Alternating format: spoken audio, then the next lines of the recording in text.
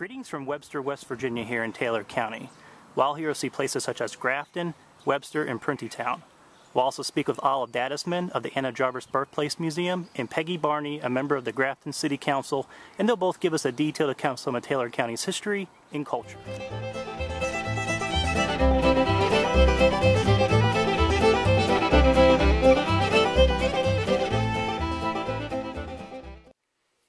The early history of Taylor County would be with its creation in 1844 from parts of Harrison, Barber, and Marion County. And it was named for a Senator John Taylor, who was a statesman, and he was also good friends with Thomas Jefferson at the time. Prior to the Revolutionary War, this was a vast hunting ground known as West Augusta, Virginia, and it was used by several bands of Native Americans for their hunting ground. But in 1751, Robert Fowles and David Taggart were the first two people to come into this area, and they settled on what they now call the Taggart River. From that point, a lot of our other pioneers started walking the Native American trails that had been made by them and came and began settling parts of Taylor County. From 1766 to 1787, there was a lot of different people that came. Wickwire, Robinson, Eusted, Knox were just some of the people, and those areas were named after them. So in Taylor County, there's a Knoxville. Eusted settled Flemington. Of course, most of these pioneers were farmers. They came immediately and built their home first, and then added barns and corrals and stuff like that. Grafton was actually chartered in 1854 to 1856. It was interesting because of the way we got our name. We're not sure how we did that, but one story was that was because of the grafting of the railroad together, the four lines that came into Grafton, that they named it Grafton, and another was it was named after the vice president of the Beano Railroad, John Grafton. So because of that, we really don't know which one is the real truth, but both stories are very interesting, and either way it became Grafton. The railroad was what stimulated the growth of Grafton. All the beautiful homes and buildings in downtown Grafton, there's a lot of them are one-of-a-kind, architecturally designed, and a lot of our buildings are still here and remain exactly as they looked when we were built in 1856. Another great story about Grafton is in 1887, there was a fire that was started at an ice cream parlor down on Latrobe Street, and it was the 4th of July, and of course everybody was up at Taggart River having a 4th of July celebration and a big picnic, and so by the time they realized that the town was on fire, a lot of the buildings was on fire, so they put out a call for any help they could get. They put a call into Wheeling. I guess in those days everybody called Wheeling for help for everything, and then out to Parkersburg. So this Irishman by the name of Patrick Flannery, he decided that he would bring some firefighting equipment to Grafton, and he came from Parkersburg to Grafton in less than 2 hours, and it's never been done since or before that you could make that good of time from Parkersburg to Grafton on that railroad line. And of course his firemen that were feeding the fire to keep the steam going probably were pretty wore out by the time they got here. It did burn 33 buildings in Grafton. That fire got put out pretty fast, but then it reignited early in the morning, like at 2 a.m., and that fire is what really caused the 33 buildings in downtown Grafton to burn. The Civil War era started with Governor Letcher of Virginia deciding to send Colonel George Porterfield to Grafton to organize companies for the Confederacy. And he came and he began recruiting in Grafton. He was probably had to be really dynamic because he was getting a pretty good group of men together when George R. Latham decided that something had to be done, so he nailed an American flag across the door of his house, and he began talking to people to join the Union cause. So the men would go and listen to what Porterfield had to say for the Confederacy cause, and then they would go listen to Latham to hear what the Union cause was. And you know, it became highly explosive. They, you know, they started fighting with each other over why would you want to go with the Union, why would you want to go with the Confederacy.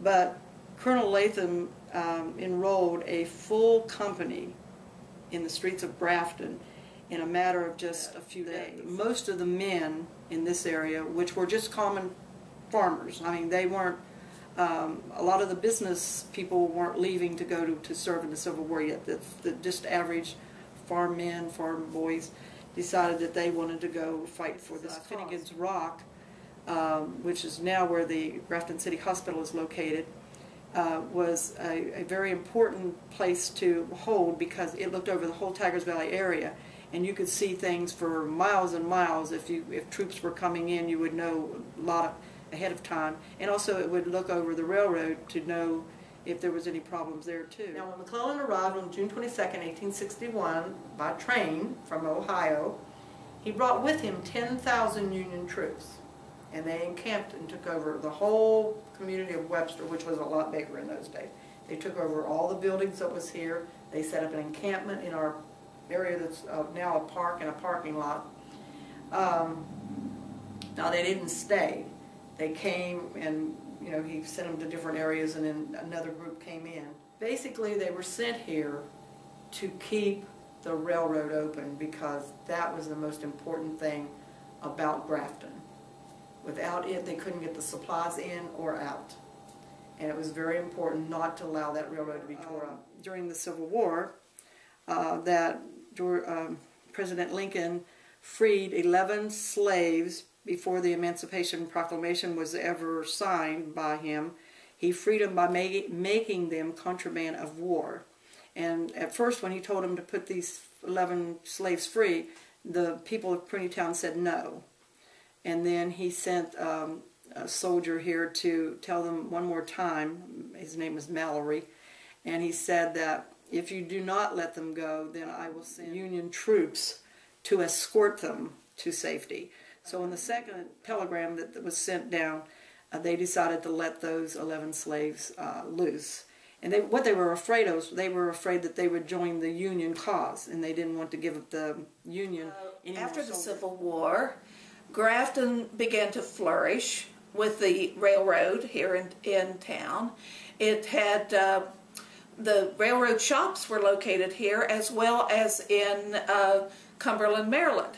And so there was one thing dividing this, which was the Allegheny Mountains. So on this side of the mountains, this was the closest railroad shops. So we had great employment here in Grafton in the railroad, and a lot of passenger trains, a lot of freight was hauled through here, troop trains during the World Wars, and I have even seen circus trains come through here and stop here. This gave a lot of employment to citizens of Taylor County. In addition, we had a pottery, car china that made dinnerware for hotels and restaurants. Very well known throughout the world, actually. And today, car china is highly sought after by collectors.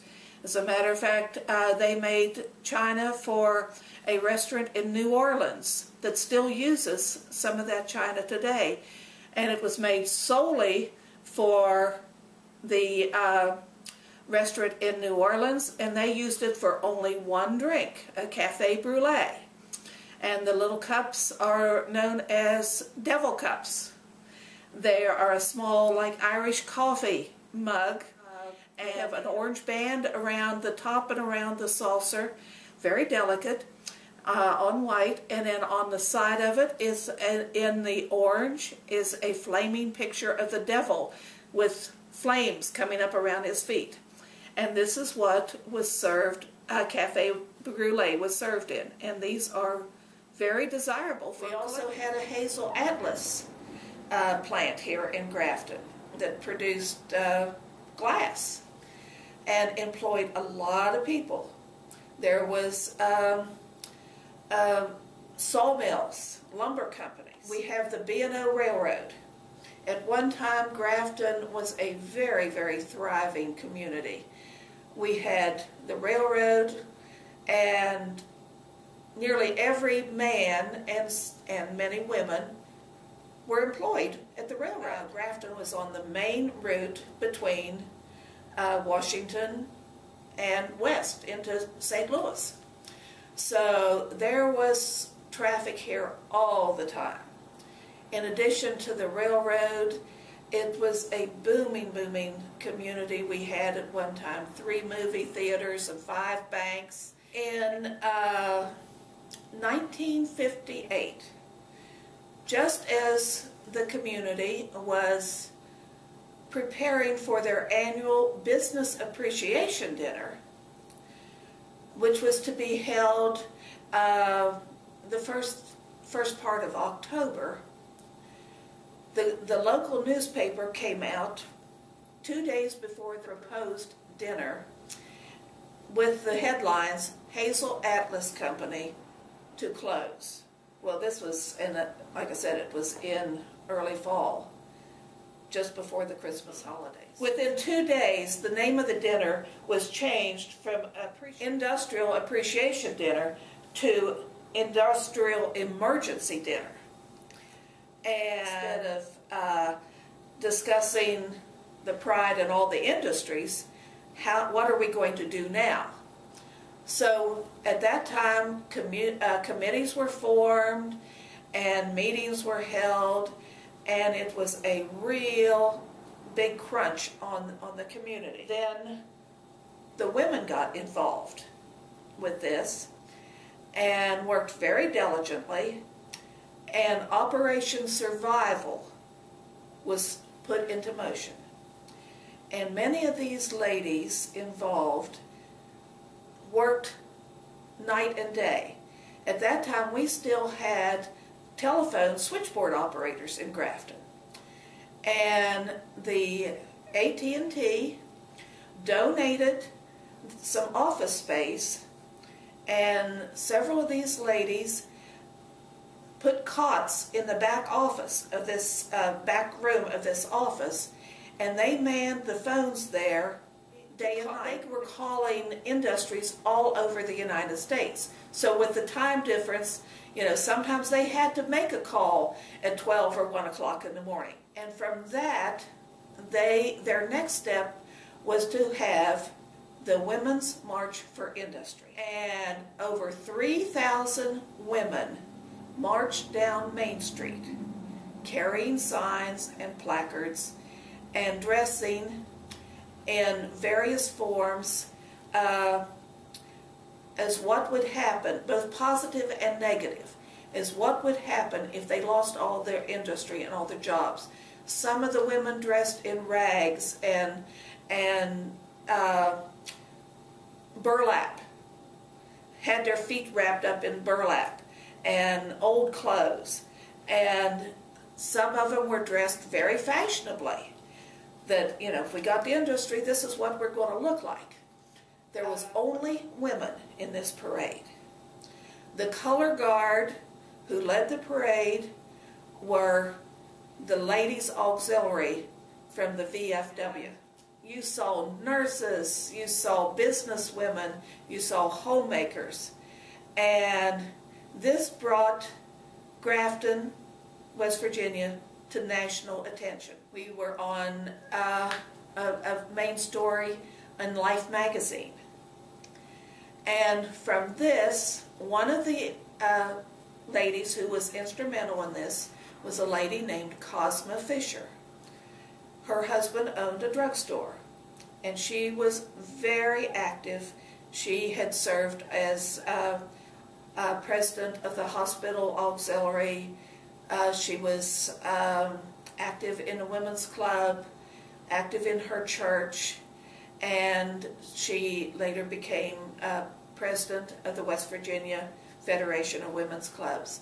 So she was a real go-getter, and no was not in her vocabulary, and neither was the word quit. So after all of this, she became interested in doing more things for the community, And her husband says, well, if you feel that strongly about it, why don't you do something about it? So in the next election, she ran for city council. She was elected, and consequently, she was also elected as the first female mayor for the city of Grafton. I really look back. I was there that day in December when it was -3 degrees, and it was cold, really cold. And my mother marched in that parade. And I kind of see this as the start of a revitalization for Grafton. The do or die, and we will not die attitude that Grafton has. And from that point on, we got the Rural Area Development Corporation, which eventually turned into Community Action, and then the Community Chest, and the Convention Visitors Bureau, and the Development Office. But I still like to believe that it was those women who walked on that bitter cold day that lit the fire in Grafton to help us become what we are today. The Jarvis family moved here from Barber County and built this house in 1854. Granville and Anne Marie came here in 1854, and they built the house in the same year and moved into it. And he ran a mercantile across the road. And he was also very active in the community, church community. He was a Baptist and she was a Methodist, and they never attended church together, never once in their lifetime. But all the children also grew up to be Methodist. I don't know why, the ones that lived. They actually had 14 children, but only 4 of them lived to become an adult. And of course Anna was the most famous one of all, even though her brother Josiah started the West Virginia Medical Association and was instrumental in the national because he was a doctor. The mother was the most, probably, as most mothers in those days, instrumental in sculpting her children's lives. But she was such a person that I could tell everybody she could convince the devil to give up his pitchfork. They spoke of her as being a very soft-spoken, Gentile woman, but could talk you into doing the right thing. So Anne Marie not only was instrumental in doing a lot of teaching in Sunday school for children and women eventually. She had a women's class. But she also was instrumental in getting Civil War soldiers back together after the war, because she realized that these people were still bickering. So about 5,000 of them came out to Prunytown where the courthouse was. I do know they played Away Down South in Dixie for the South, and the Star Spangled Banner for the North, and then they played Old Lang Syne. And as they got to the part, Will Acquaintances Be Forgotten, all these men laid down their weapons and hugged and kissed. So she got her communities to go back together and work together and quit taking potshots at each other. She also doctored the soldiers of both sides during the whole entire Civil War in this house and the 3 churches that was in Webster.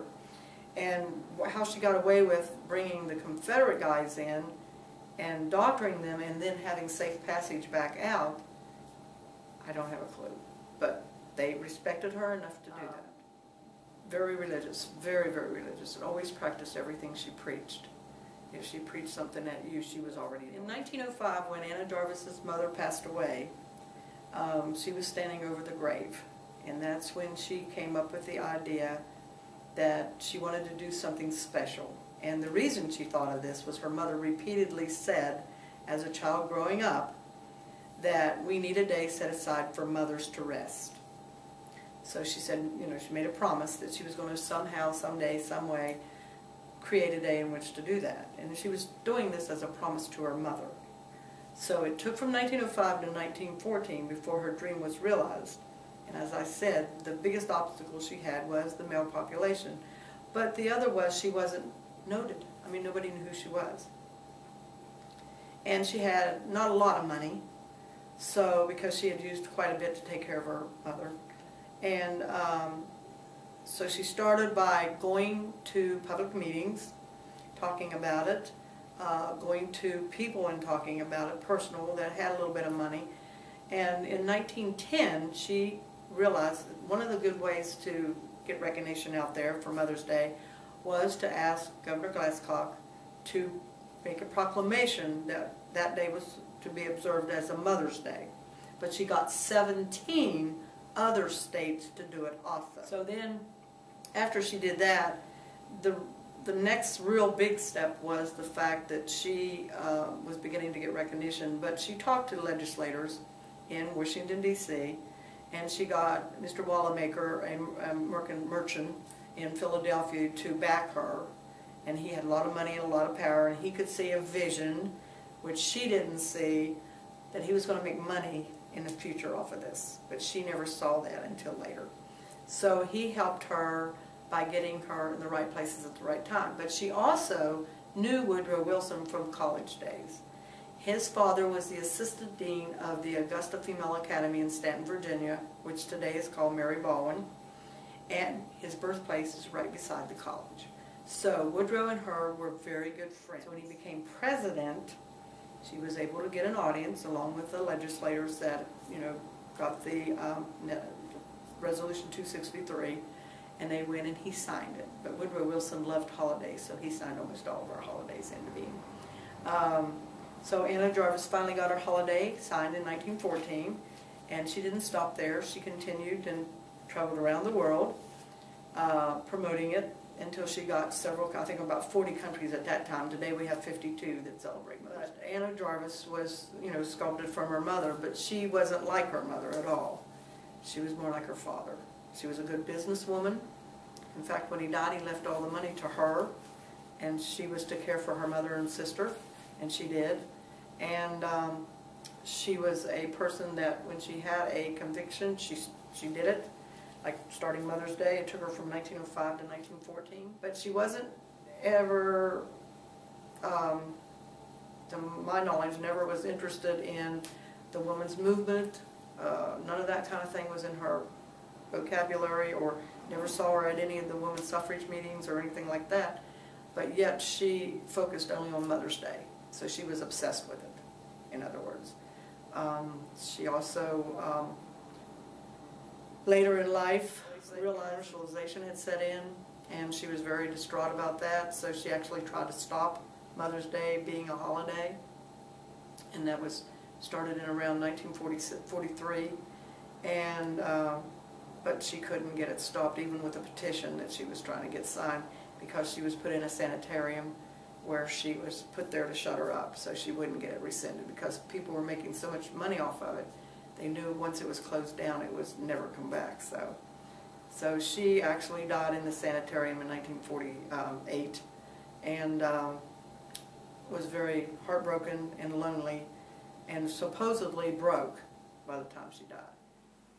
In 1878, when the county seat of Taylor County was moved from Pruntytown to Grafton, this left a vacancy of buildings there in Pruntytown, where the courthouse originally stood, the sheriff's residence, the jail, and many other buildings.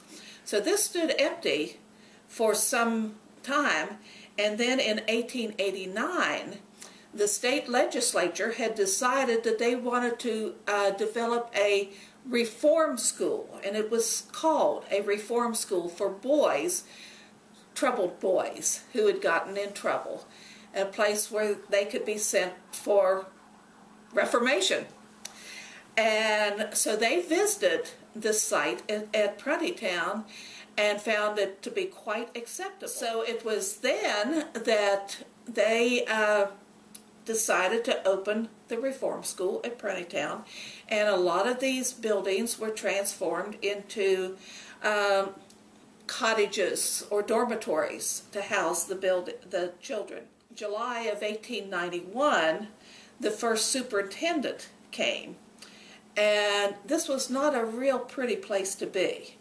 The children, it was more or less like something out of a Dickens novel. They were not treated very well.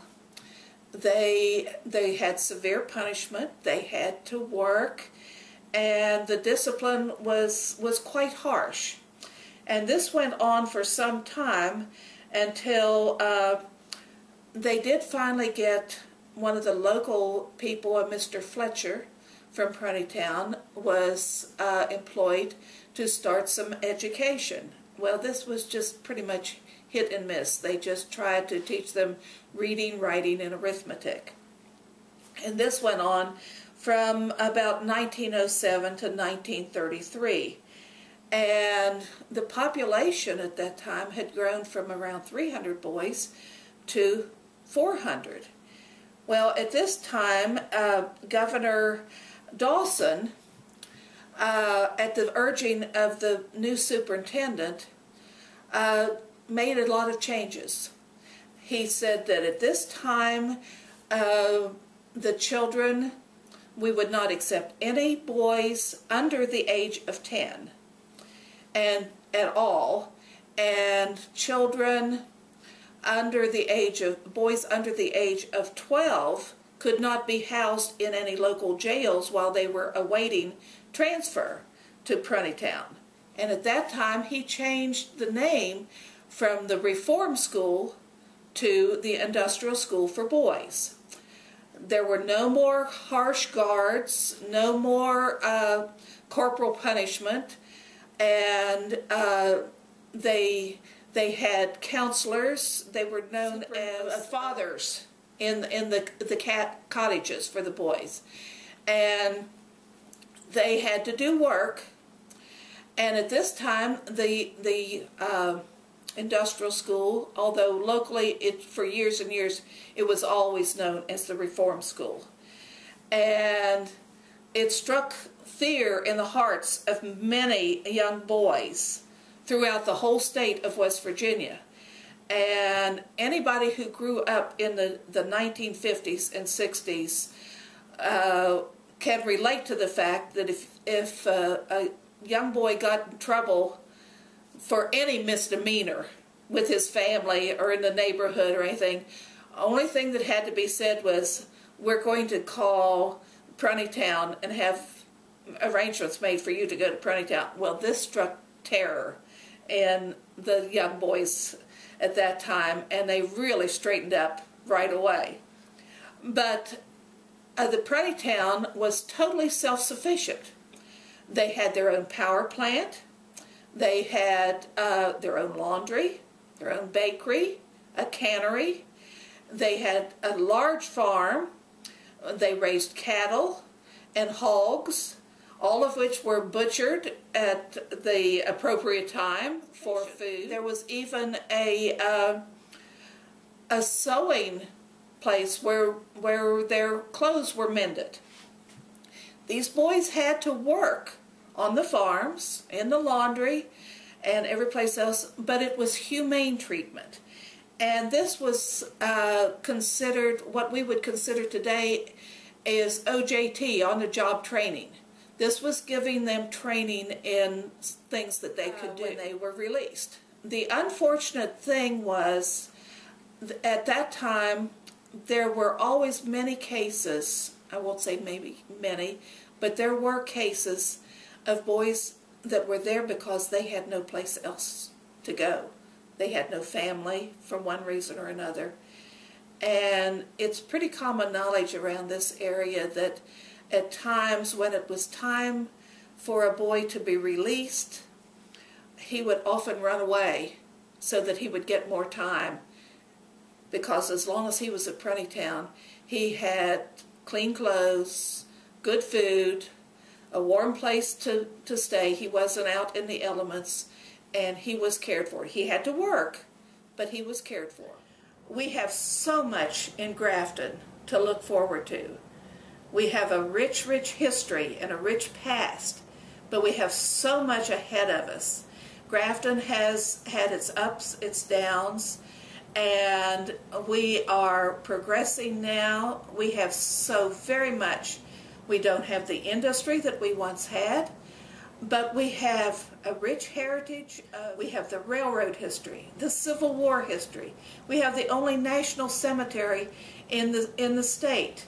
We have veterans buried there from the Civil War through Desert Storm. We have Mother's Day, the Anna Jarvis Birthplace Museum, the International Mother's Day Shrine, and so much natural beauty and natural resources. The Tigert Lake and Tigert Dam. It's all here. We have the longest continuing Memorial Day celebration in the country, 145 years. And the festivals that can come about have so much to share with everyone in the country, in the world. And hopefully one day we will have a major celebration of Mother's Day that will bring people from all over the world into Grafton. And what an economic boon that would be to this community.